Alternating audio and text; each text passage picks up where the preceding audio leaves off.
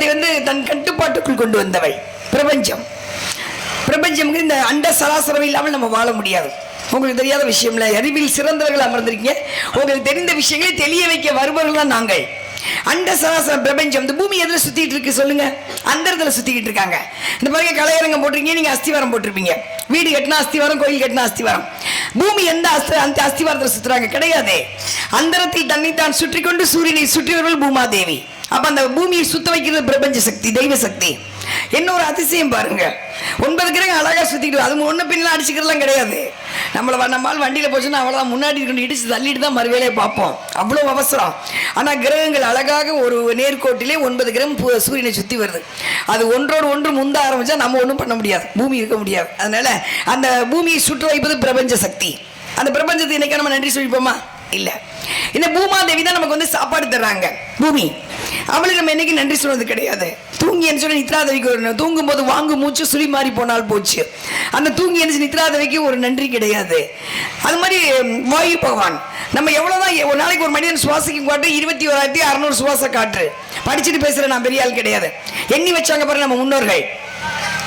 உள்ள போற காற்ற எப்ப உள்ள போது எப்ப வெளியே வருது. ஒரு நாளைக்கு 21,600 கூட்டினீங்கன்னா 9 முடியும். கலியுகத்தின் கணக்கு 4,32,000 ஆண்டுகள். 4 3 7 2 9 9 கிரகங்கள். பழனி பாலதண்டாயமணி செய்யப்பட்டு 9 பாசனம். ஒரு கணக்கு இருக்கு. அப்போ அந்த காற்றுக்கு நம்ம நன்றி சொல்றது கிடையாது. அடுத்து வர்ண பகவான், அடுத்து சூரிய பகவான். இன்னும் 5 பஞ்சமும் நம்ம நன்றி எப்பயும் சொல்றது கிடையாது. எப்ப தெரியுமா நன்றி சொல்றோம்? இந்த மாதிரி திருவிழா வச்சு வருஷத்துக்கு ஒரு தடவை பொங்கல் வைத்து சாமி கேடா வெட்டி ஏதோ இல்லைன்னா என்னென்ன யாராவது என்ன பண்ணுமோ பண்ணி முடிச்சுட்டு இந்த மாதிரி நாடகத்தை வைத்து நாடகத்தின் புராணங்கள் பேசும்போது மனசார உட்காந்து கேட்குறீங்க பார்த்தீங்களா? அதுதான் சாமிக்கு செய்யப்படும் நன்றி. நம்மளை வாழ வைக்கிறது எதுக்கு? மொத்தமாக வருஷத்துக்கு நன்றி சொல்லிடுங்க. அப்போ அப்படிப்பட்ட நாடகத்தை நீங்கள் வச்சிருக்கீங்க. தெரிஞ்சுக்கணும்ல வள்ளி யார் அப்படின்னு. முருகப்பெருமான் கதிர்காமம், இலங்கை கதிர்காமம் கேள்விப்பட்டிருப்பீங்க. இல்லை தட்டி பாருங்க, உடனே தெரிஞ்சோம்.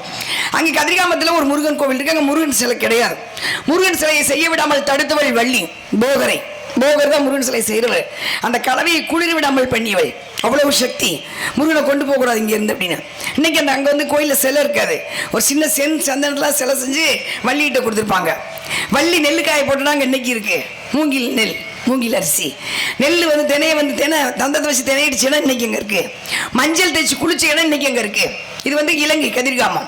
அது மாதிரி வேலூர் மாவட்டம் வள்ளியூர், அங்கேயும் நெல்லுக்காய் வள்ளி அரசாட்சி புரிஞ்சிருக்காங்க. அந்த நாட்டை அந்த ஊரை ஆண்டிருக்காங்க. அப்போ நெல்லுக்காயை போட்டோட இன்னைக்கு இருக்கு. மஞ்சள் தேய்ச்சி குளிச்ச இடம், அது தினையை வச்சு இடிச்சு. அப்போ அந்த வள்ளி யார்? இந்த வள்ளி யார்? இந்த வள்ளி யார்? இருக்கு வலது பக்கத்துக்குரியவை. வலது பக்கம் நீங்க கல்யாணம் பண்ணா வீட்டில் நீங்க வலது பக்கம் குறைச்சா மாப்பிள்ளை இந்த பக்கம் தாலி கட்ட மாட்டாங்க. இப்படிதான் தாலி கட்டுவாங்க வலதுபுறம். அது மாதிரி வலது பக்க கண்ணில் இருந்து வந்தவை, வலது பக்கத்துக்கு உரியவை. கதிர்வன்ட்டு ஒரு மலர் இருக்கு. அந்த மலர் வள்ளிக்கிட்ட இருக்கு. அந்த மலருக்கு ஒப்பானவை. அதனாலதான் முருகப்பெருமான் சங்கரசாமிகள் வள்ளி திருமணம் வள்ளிக்கு முக்கியம் கொடுத்து நாடகத்தை வச்சது. இப்போ வள்ளி ஓரளவு அஷ்டமா சித்திகள் கற்றுக்கிட்ட வள்ளி இன்னைக்கு உங்கள் ஊருக்கு நான் வந்திருக்கிறேன். சந்தோஷமாக இருக்கிறது. பார்க்கும் அத்தனை பேருக்கும் நன்றி. அவள் வணங்குவது முருகப்பெருமானை.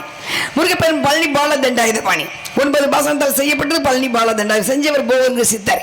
5130 வருஷம் முன்னாடி. எதுக்காக? நம்ம நல்லா இருக்கணுங்கிறக்காக தான். செவ்வாய்க்கிழங்கு அறிவிச்சு முழுசாகப்படக்கூடிய பழனி மேற்கு முகமாக வச்சிருக்காரு சிலையை செஞ்சு. புவனேஸ்வரன் சொல்லி செஞ்சு 5030 வருஷத்துக்கு முன்னாடி உள்ளங்கையில முருகன் வச்சுட்டு பறந்தவர் பிரபஞ்சமே சுத்தினவர் போகர் தான். அப்ப மயில் இல்லை எப்ப போனாரு அப்படிங்கிறத பேச ஆரம்பிச்சோம்னா அந்த தர்க்கம் வேற மாதிரி போயிடும். அதனால தான் அப்படியே இருக்கட்டும். முதல்ல கொண்டு போன போகர் தானே கொண்டு வச்சாரு. அது அந்த முருகன் சிலை செஞ்சு மேலே பேச ஆரம்பிச்சிட்டாங்க. இருக்கட்டும். கண்டபுராணத்துக்கு வந்துடலாம். முருகப்பெருமான் மாதிரி ஒரு வைத்தியநாதன் யாரும் கிடையாதுங்க. நீங்க கந்த சஷ்டி போட்டு கேட்பீங்க வீட்டில். செவ்வாய் வெள்ளிக்கு நிறைய வீட்டில் நீ கந்த சஷ்டி போடுவீங்க. அந்த கந்த சஷ்டியை எழுதுனது யார் தெரியுமா? பாலதேவராயர். எப்ப? சோழ நாட்டுக்காரரு. சூளை நோய் வயிற்று வலி வந்துருச்சு. தெய்வம் இன்றும் நம்மோடு பேசும். நாம் சரியாக வணங்கினால் நமக்கு நேரம் இல்லை. அவசரமா வாழ்றோம், அவசரமா சாப்பிட்றோம், அவசரமா சம்பாதிக்கிறோம், அவசரமா போய் ஆஸ்பத்திரியில் படுத்துக்கிறோம். நீங்க நல்ல ஒரு அமைதியான ஒரு கோயில் எதுக்கு கோயிலில் வச்சு கோயிலுக்கு போய் சொன்னாங்க? நம் மனம் அமைதி பெறுவதற்கு. கோபமா இருப்போம், கோயிலுக்கு போயிட்டு வா அப்படிம்பாங்க. வீட்டில் புருஷன் முன்னாடி சண்டையா இருக்கும், 2 பேரும் கோயிலுக்கு போயிட்டு வா அப்படிம்பாங்க. அந்த கோயிலுக்கு போகும்போது அங்கே ஒரு அமைதி கிடைக்கும். அமைதிக்கும் போது மூளை வேலை செய்ய, இதை செய்ய இதை செய்யாத. ஒரு சொல்லுவாங்க பெரியவங்க, ஒரு நல்ல காரியம் பண்ண கூட உன்னை கேளு. அதுக்கு ஆங்கிலத்தில் சொல்லுவாங்க லிசன் டு மைண்ட் வாய்ஸ் அப்படிம்பாங்க. நம்ம ஒரு நல்ல காரியம் பண்றதுக்கு முன்னாடி ஏதோ செய்யறதுக்கு முன்னாடி கையை கட்டி மனசாட்சி கட்டமா செய்ய செய்யாதுன்னு சொல்லுவோம். வேணா இதை செய்யாதேங்கும், இல்லை செய்யும் அப்படிங்கும். அது அந்த மைண்ட் வாய்ஸ், அதுக்கு அது கேட்கணும். லிசன் டு மைண்ட் வாய்ஸ் அப்படிம்பாங்க. அது மாதிரி தெய்வம் நம்மோடு பேசும். அவர் போனார் பாலதேவராயர். எங்க திருச்செந்தூர் திருச்செந்தூர் முருகனை பார்த்தாரு, இங்க பாரு சூளை நோய் வந்துச்சு, எனக்கு எல்லா பக்கம் மருந்து சாப்பிட்டேன் கேட்கல, ஆனா இப்ப நான் உன் கோயிலுக்கு வந்துட்டேன், உன்னுடைய 90 அள்ளி நான் வயிற்றுல பூசிக்குவேன், பூசிட்டு நேரா கடற்கரை போவேன், கடற்கரை போவதற்குள் என் வயிற்று வலி நிக்கணும், இல்லைன்னா கடல்ல விழுந்து செத்து போயிடுவேன்ட்டாரு. முருகனே மிரட்டிட்டு போறாரு. 90 அள்ளி வயிற்றுல பூசினார், நேரா கடற்கரைக்கு போனார். கடற்கரை போவதற்குள்ள அவர் வயிற்று வலி நின்றது. அவர் எழுதியதுதான் கந்த சஷ்டி கவசம். துதிப்போருக்கு வழிவினை போம், துன்பம் போம், நெஞ்சில் பதிப்போருக்கு செல்வம் பழித்து கதித்தோங்கும், நிஷ்டையும் கைகூடும் நிமரருள் கந்த சஷ்டி கவசம் தனை. வீட்டில் ஒழித்தால் கவசம் போல் வீட்டை காக்கும் கந்த சஷ்டி கவசம். எப்படி ஒரு குடும்பத்தை காப்பாத்துறாரோ, எப்படி ராணுவ வீரர்கள் வந்து நாட்டை காப்பாத்துறாங்களோ, எப்படி பூமி வந்து பிரபஞ்சம் காப்பாத்துதோ, அது மாதிரி கந்த சஷ்டி கவசம் நம்மை காப்பாற்றும். அந்த கந்த சஷ்டிக்கு அவ்வளவு சக்தி இருக்கு. இது எழுதுனது பாலதேவராயர்.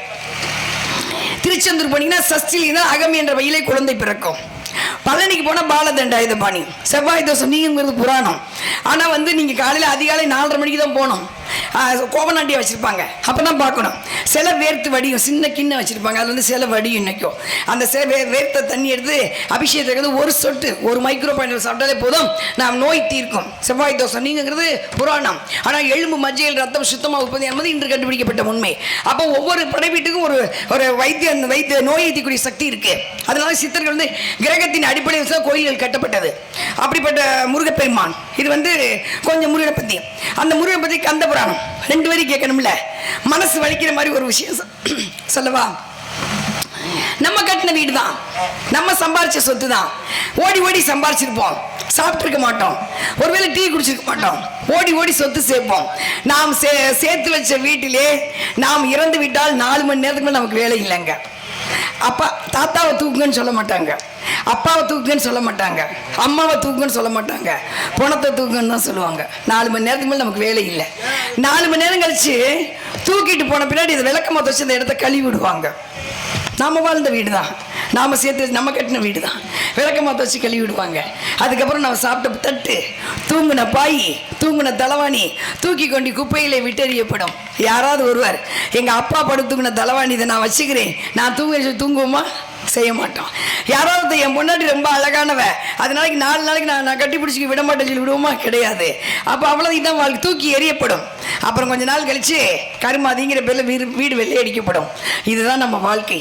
கூட எதுவும் வராது. கூட வருவது இது என்றால் கேட்கப்படும் புராண கதைகள், கும்பிடப்படும் சாமி பக்தி, பிறருக்கு செய்யும் அன்னதானம். ஒரு சாமி பாட்டை முழுசா நீங்க கேட்டீங்கன்னா 10 பேருக்கு அன்னதானம் போட்டதுக்கு சமம். கேட்க சொல்லப்படும் புராண கதைகளை கேட்டா நம்ம முன்னால் செஞ்ச பாவம் போகும், இறந்த பின்னால் நம்ம கூட வரும். அது மட்டும் தான். அதனாலதான் நாடகத்தை வச்சு புராணங்கள் பேச வச்சாங்க. இன்னைக்கு சினிமா பாட்டு உள்ள நிறைய வந்துருச்சு. நேரம் இல்லாமல் போயிடுச்சு. எங்களுக்கு நேரம் இல்லாமல் போயிடுச்சு. மனம் இன்னைக்கு தான் நான் 12 வெளியே வந்திருக்கேன், இல்லாட்டி 1 மணி 1:30 மணி. எப்படி என்ன பண்றது? எப்படி மக்களுக்கு விஷயத்தை சொல்லுது? மக்கள் நீங்க கேட்க தயாரா இருக்கீங்க, நாங்க சொல்வதற்கு எங்களால் முடியல. அவ்வளவுதான். சினிமா பாட்டை உள்ள வச்சுட்டு நாங்க தப்பிச்சு ஓடிடுறோம். அதுவல்ல, புராணங்கள் பேச பேச புண்ணியம் ஊருக்கு நல்லது. அதனால கந்த புராணம் அப்படிப்பட்ட முருகப்பெருமாள் வந்து 2 வரி கந்த புராணம். ஏன்னா கேட்க சொல்ல எனக்கு புண்ணியம், கேட்க உங்களுக்கு புண்ணியம். கதாநாயகன் ஒரு வில்லன் இருக்கணும்ல. கதாநாயகன் யாரு? முருகப்பெருமான். வில்லன் யாரு? நாரதரா? அல்ல, அவர் சங்கரதாசாமி கொண்டு வந்தவர். கந்தபுராணத்தின் வில்லன் வந்து சூரபத்மன் தான். 4ஆம் ஜாமத்திலே பிறந்தவர், காசி பெருக்கும் மாயைக்கும் அசுரன், ஆனாலும் அழகன். ஆசை, எல்லாரும் எனக்கு அடிமையாகணும். 33 கோடி தேவர்கள், பிரம்மா, விஷ்ணு, சிவன், யமன், நாரதர் எல்லாரும் எனக்கு அடிமையாகணும். அப்ப யார் நோக்கி தவம் இருக்கணும்? சிவனை நோக்கி. கடுமையானது 1000 வருஷம் சிவன் காட்சி கொடுக்கல. இவரும் விட மாட்டேங்கிறாரு. நான் உன்னை வரவாசிய தீர்வேன் பாருன்னு தன்னுடைய கைகாலெல்லாம் வெட்டி நெருப்புல போட்டு தன் கழுத்தை கொய்து நெருப்புல போட்டு சாம்பலாயிட்டார். அப்பதான் பாக்குறார் சிவன், இப்படி ஒரு பக்தரா. தன்னுடைய ஜடாமுடி அவைத்து விட ஜடாமுடி இந்த கங்கை அந்த சாம்பல ஊடுருவி போக சூரபத்மனுக்கு உயிர் வந்துருச்சு. எந்திரிச்சு நிற்கிறார் பீனிக்ஸ் போற மாதிரி.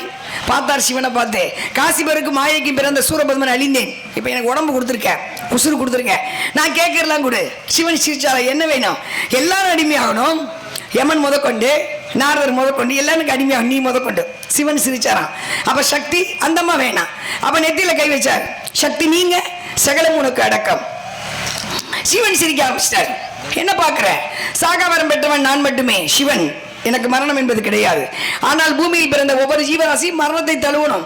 நீ சாகணும்பா, யார் உன்னை அழிப்பது? நீதான் யமனை அடிமையாக்கிட்டியே, அடிமைகள் கொள்ள மாட்டார்கள். அப்பதான் கேட்கிறாரு சூரபத்மன், அருவமாகி உருவமாகி பெண்ணின் கருவறையில் எவன் ஒருவனை சுமக்கப்படாமல் இருக்கிறானோ உன்னெற்றிக்கையில் தீப்பொறியாக தோன்றுவனை என்னை அழிக்க வேண்டும். அந்த சூரபத்மனை அழிப்பதற்காக கலியுகத்திலே சிவனின் நெற்றிக்கண்ணிலிருந்து 6 தீப்பொறி வைகாசி விசாகத்தன் தோன்ற அந்த தீப்பொறியை ஏந்த முடியாமல் அக்னி தேவன் சுவாதவிடம் கொடுக்க சுவாதவி ஏந்த முடியாமல் கங்கையில் விட, கங்கை சரவண பொய்யில் விட, அங்கு உயிர்த்தெழுந்தவன் முருகப்பெருமான் வந்துட்டார். வந்த வேலையை முடிக்கணும்ல, வந்தது வைகாசி விசாகம். சூரசம்ஹாரத்துக்கு போறார். தெய்வங்கள் அழிக்க பிறந்தவர்கள் அல்ல, ஆணவத்தை அழிப்பவர்கள். ஆணவத்தை பார்த்துக்கிட்டே இருப்பாங்க. ஆணவத்தை மட்டும் அழித்து சூரபத்மனை ஆணவத்தை அழித்து சேவலாக மயிலாக வைத்துக்கொண்டு இந்த புவனத்தை ஆட்சியவன் முருகப்பெருமான். இது கந்த புராணத்தின் 2 வரி. நான் சொன்னதற்காக அமைதியாக கேட்ட அத்தனை பேருக்கும் உங்கள் பொற்பாதம் தொட்ட நன்றி வணக்கம் தெரிவிச்சுக்கிறேன். நன்றி நன்றி நன்றி. அப்படிப்பட்ட முருகப்பெருமானை வணங்குபவள் நான். இந்த உலக மக்கள் இனி வரும் காலங்களில் சந்தோஷமாக வாழ வேண்டும், வியாதிகள் இல்லாமல் இருக்கணும். ஏன்னா பூமி சாஞ்சிச்சு, ஒன்றும் பண்ண முடியாது. எப்போ வேணாலும் எது வேணாலும் நடக்கலாம். நம்ம தூக்கினா நிப்பாட்ட முடியாது. எப்போ வேணாலும் மழை வரும், எப்போ வேணாலும் காத்தடிக்கும், எப்போ வேணாலும் வெயில் அடிக்கும். எதுவும் அதுக்கேற்ற மாதிரி நம்ம வாழ கற்றுக்கணும். அதை இனி வரும் காலங்களில் பெண் சிசுகள் பாதுகாக்கப்பட வேண்டும், உலகம் வியாதி இல்லாமல் இருக்க வேண்டும், உலக பேரழிவு இல்லாமல் இருக்க வேண்டும், விவசாயம் பெருக வேண்டும், விவசாயிகள் மதிக்கப்பட வேண்டும் கூறி முருகப்பெருமானை வணங்குவோமா? முருகா.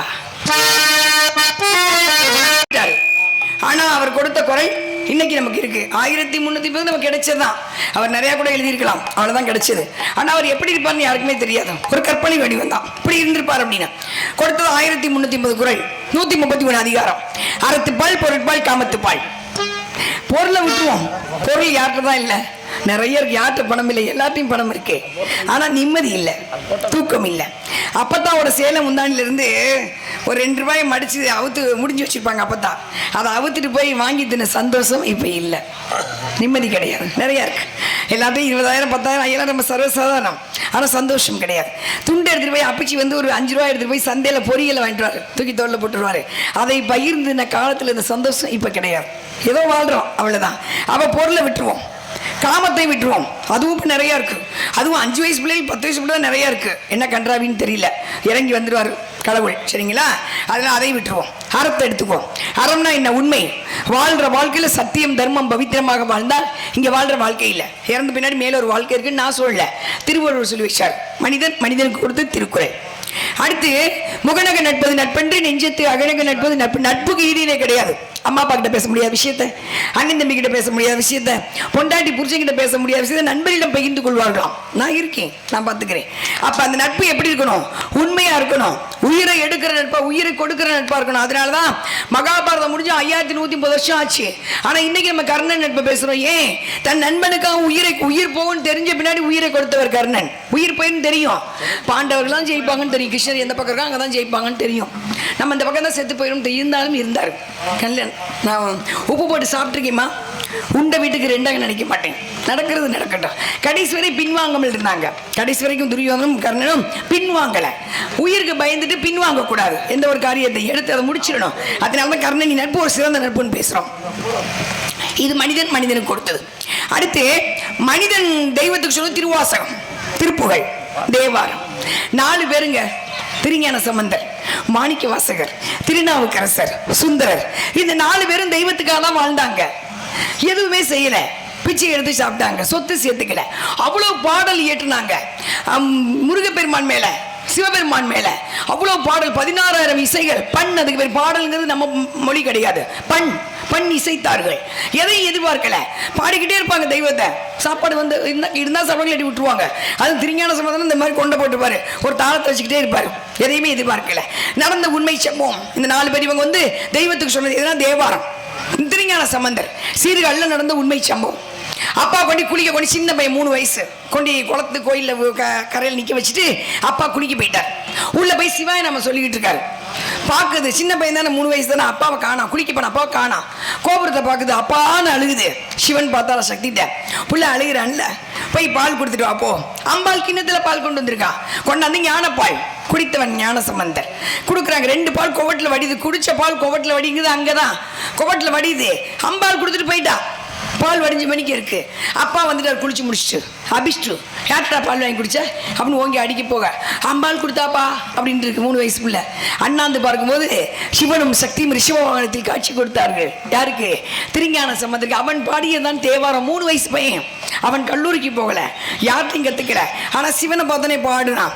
தோடுடைய செவியன் விடை ஏறி தூவின் மதிசூடி காடுடைய சுடலை பொடி பூசி என் உள்ளம் கவர் கல்வனடா நீ.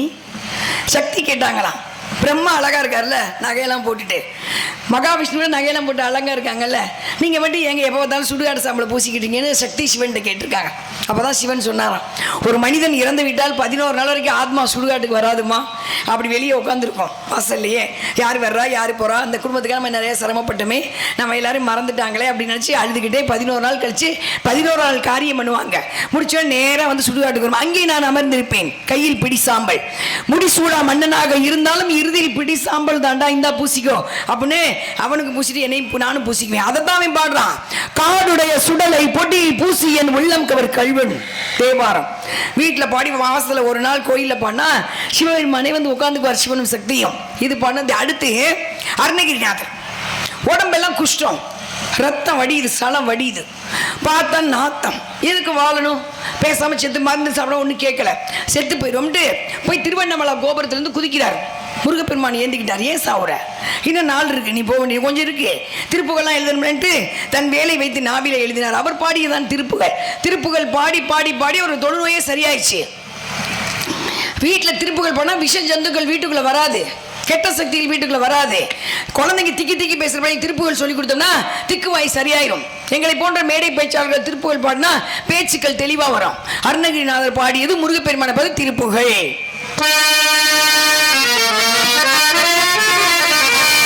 முத்தை பருவத்தை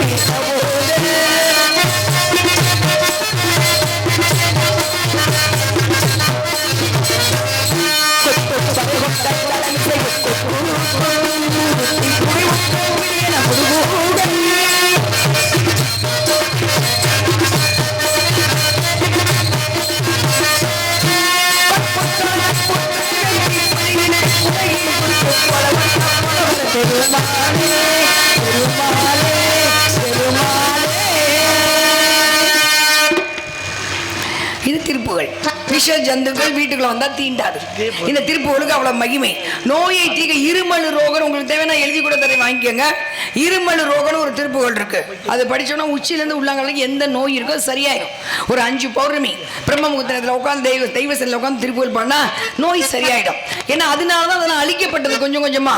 நம்முடைய திருப்புகள் தேவாரம் திருவாசு அவ்வளவு மகிமை இருக்கு. நீங்களாம் இந்த கிராமத்துல வந்து அம்மை நோய் பட்டா அம்மை தாளாட்டு பாடுவாங்க தெரியுங்களா? தாளாட்டு பாட பாட வந்து அம்மை நோய் சரியாகும். அப்ப அந்த இசைக்கு தான் இசை நோயை தீர்க்கக்கூடிய இசை இருக்கு, பசியை போக்கக்கூடிய இசை இருக்கு, மலையை வரவழைக்கக்கூடிய ராகம் இருக்கு, மலையை நிறுத்தக்கூடிய ராகம் இருக்கு, பிரபஞ்சத்தை உடைக்கக்கூடிய ராகம் இருக்கு. அவ்வளவு இருக்கு இசைக்கு, அவ்வளவு முக்கியத்துவம். அதனாலதான் இசையோடு சேர்ந்து சங்கரா சுவாமிகள் நாடகத்தை வச்சார். இதை கேட்க இந்த இசை, இந்த நேரத்துல இந்த இசை தவறான நேரத்துல தவறான ஒரு இசையை பாடினா அந்த இசை நமக்கு சாபம் கொடுக்கும். அதான் உண்மை. ஒரு ராகங்கள் வந்து ராகங்கள் தவறாக பாடினால் அது எனக்கு சாபம் கொடுத்துரும். ஒரு இசையை தவறான நேரத்தில் தவறான இசையை நான் படித்தா எனக்கு சாபம் கொடுத்துரும். அது அவ்வளவு விஷயம் இருக்கு அதுல. இது வந்து எழுதியது, இது வந்து திருப்புகள். பாடணும் வீட்டில் தயவுசெய்து மாசத்துல ஒரு நாள் கேட்டுக்கோங்க, சரிங்களா?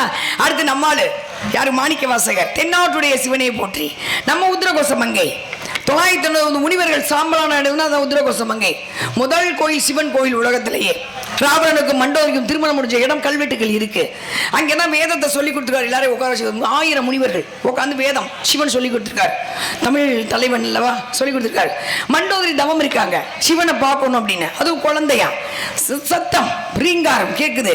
பார்த்தாங்க வேதத்தை ஒருத்தர் கொடுத்துட்டு மண்டோதரி வந்து தவம் இருக்கா, நான் போய் பார்த்துட்டு வந்துட்டேன், இதை பத்திரமா வச்சுக்கணும்னு போயிட்டாரு.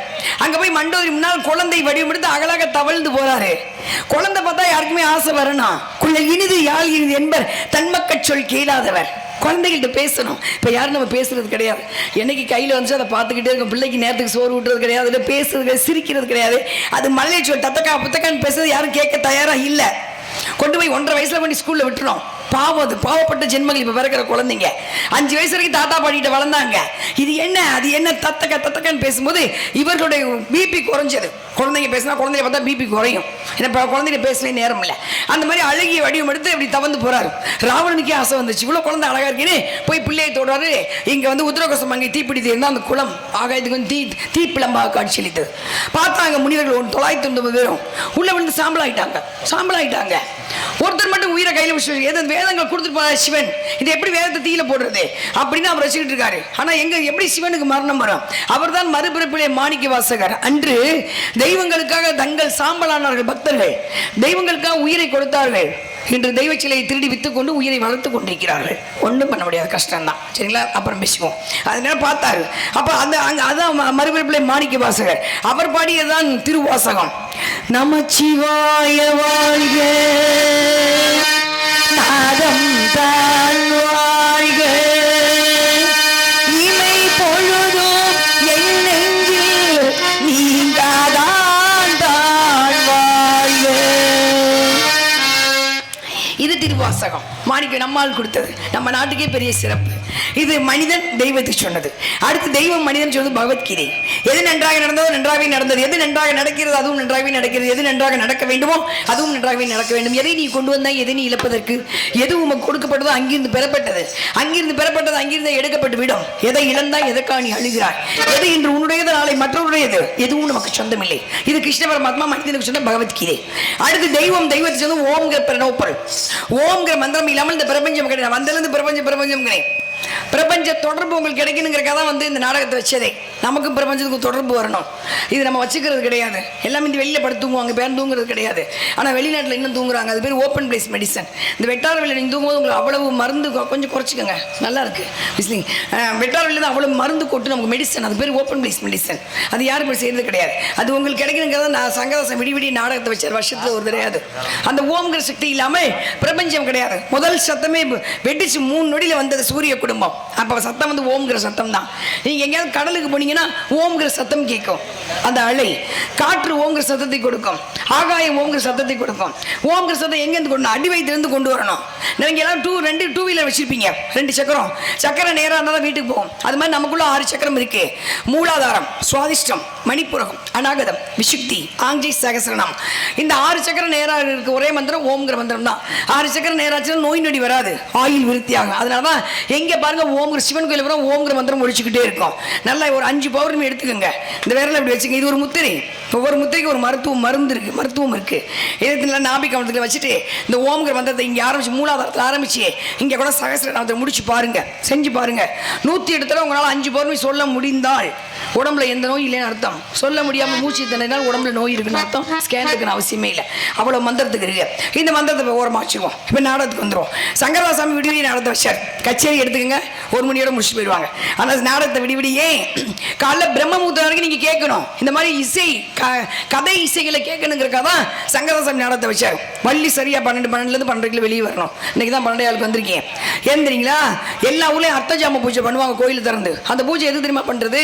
கருட புராணம் புத்தகம் வாங்கி படிச்சு பாருங்க. கருட புராணம் புத்தகம் படிச்சிங்கன்னா ராத்திரி 12 மணிக்கு இல்லை, பகல் 12 மணிக்குள்ள வெளியில் போக மாட்டீங்க. பிரேதாத்மா வெளியேறும் நேரம் இரவு 12 மணி, பகல் 12 மணி. பிரேதாத்மா எது தெரியுங்களா? மரணம் என்பது வேறு, தற்கொலை என்பது வேறு, கொலை என்பது வேறு. ஜீவ சமாதி என்பது வேறு. துர்மரணம் ஒன்று இருக்கு. அந்த மரணம் ஆத்மா மேலே போகாது, அது பிரேத ஆத்மாவா அலையும். அது எங்க வேணாலும் வரும், இங்க கூட நிற்கும், உங்க பக்கத்துல கூட உட்கார்ந்து இருக்கும். தெய்வ சக்தியை வெளியே போகணும்னு சொல்ல பிரேதாத்மாவெல்லாம் இருக்கு. அந்த மாதிரி ஆத்மாக்கள் நம்ம ஊருக்கு வரக்கூடாதுன்னா ஒவ்வொரு ஊர்லையும் கோயிலை கட்டி துடியான தெய்வங்கள் வைப்பாங்க. கோவிலில் கட்டி அபிஷேகம், விளக்குகள், பூஜைகள், அந்த வேதங்கள் உச்சாரணம் பண்ணும்போது அந்த ஆத்மாக்கள் உள்ள வராதுங்க செய்யறது. 12 மணிக்கு கோயில் பூசாரி திறந்து பூஜை பண்ணிட்டு அந்த பந்தத்தை எடுத்து ஊரில் வருவாங்க. இப்போ யாரும் பண்றது கிடையாது. வள்ளி திருமணத்தை வச்சு வள்ளி 12 மணி வருஷத்துக்கு ஒரு தடவை பண்ணாலே போதும். வந்து வள்ளி திருமணத்தை வச்சு வள்ளி வந்து இந்த ஊர் வரிக்காசை நம்ம சம்பளமாக வாங்கிட்டு போகிறோம், இந்த ஊர் மக்கள் நல்லா இருக்குன்னு நான் வெளியே வந்து மனசார சாமி பாட்டு புராணங்கள் பாடும்போது, ஆனால் மனசார நீங்கள் கேட்டால் நீங்களும் கோயிலில் அத்தஜாம பூஜை பண்ணதுக்கு சமம். ஒரு புராணத்தை முழுசாக கேட்டால் கோயிலில் கும்பாபிஷேகம் பண்ணதுக்கு சமம். 10 பேருக்கு அன்னதானம் போட்டதுக்கு சமம். அதனால நம்ம ஊர் நல்லா ரேவதி ராகம், சிவனுக்கு பிடித்த ராகம், எல்லாத்தையும்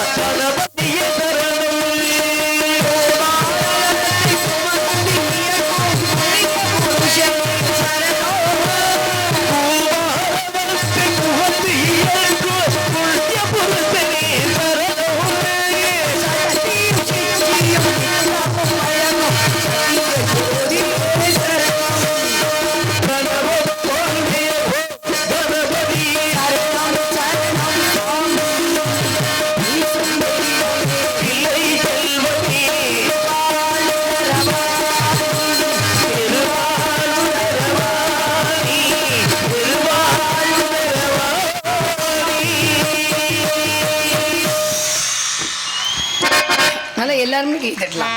சரிங்களா? பொம்பளை பிள்ளைங்க தட்டக்கணும்.